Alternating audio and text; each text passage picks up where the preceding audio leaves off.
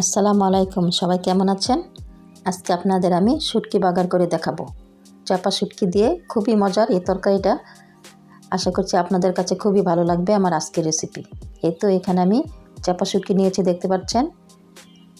চাপা শুটকিগুলি আমি খুব ভালো করে ধুয়ে নিয়েছি। এখন চুলায় একটি কড়াই বসিয়ে দিয়ে দিব পরিমাণ মতো তেল। তেলটা একটু বেশি দিবেন। আর দিয়ে দিব 1 কাপের মতো পেঁয়াজ কুচি। এখন আমি পেঁয়াজটা কিছুক্ষণ ভেজে নেব তেলের সাথে।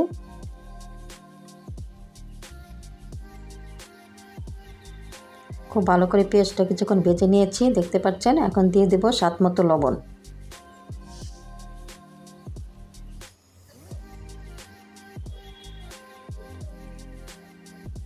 এখন দিয়ে দেব আমি 1/4 চামচ হলুদের গুঁড়া, খুবই সামান্য।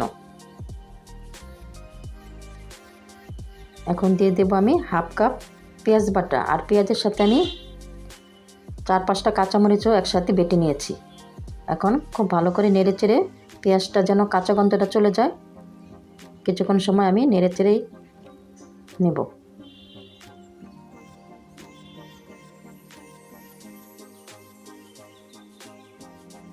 কিছুক্ষণ ভালো করে কষিয়ে নিয়েছি, দেখতে পাচ্ছেন। একটু সময় নিয়ে খুব ভালো করে আমি পেঁয়াজটা ভেজে নিয়েছি তেলের সাথে। এখন দিয়ে দেব আগে থেকে ধুয়ে রাখা শুটকিগুলো। এখানে আমি 16টার মতো শুটকি নিয়েছি, চাপা শুটকি। খুবই মজা হয় এই তরকারিটা, আপনারা অবশ্যই বাসায় রান্না করে খাবেন। দেখা যায় সিঁড়িতে আমরা প্রতিদিনই মাছ মাংস খাই, কিছুদিন খাওয়ার পর আর খেতে ভালো লাগে না, তখন এই তরকারিটা রান্না করে খেতে পারেন। এখানে আমি একটা রসুন ছেঁচে দিয়েছি, দেশি রসুন।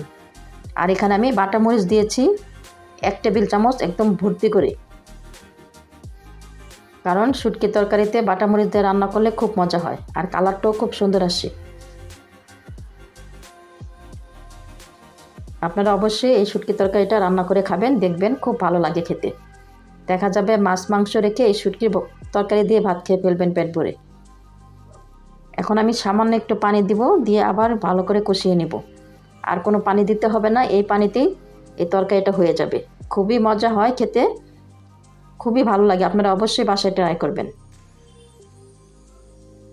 খুব ভালো করে কষিয়ে কষিয়ে রান্না করব, কোনো পানি থাকবে না, একদম শুকনা শুকনা করে রান্নাটা করতে হবে। এই তো দেখতে পাচ্ছেন আমার শুটকি তরকারিটা রান্না করা হয়ে গেছে। এখন আপনাদের আমি একটি প্লেটে বেড়ে দেখাচ্ছি কেমন হলো। এই তো তৈরি হয়ে গেল আমার শুটকি বাগার। আমরা এটাকে শুটকি বাগার বলি, আপনারা কে কী বলেন তা তো জানি না, তবে আমরা শুটকি বাগার বলি। এই তো আমার ভিডিওটা যদি ভালো লাগে আমার চ্যানেলটা সাবস্ক্রাইব করবেন, পাশে থাকা বেল আইকনটি ক্লিক করে রাখবেন। ধন্যবাদ সবাইকে এতক্ষণ পাশে থাকার জন্য।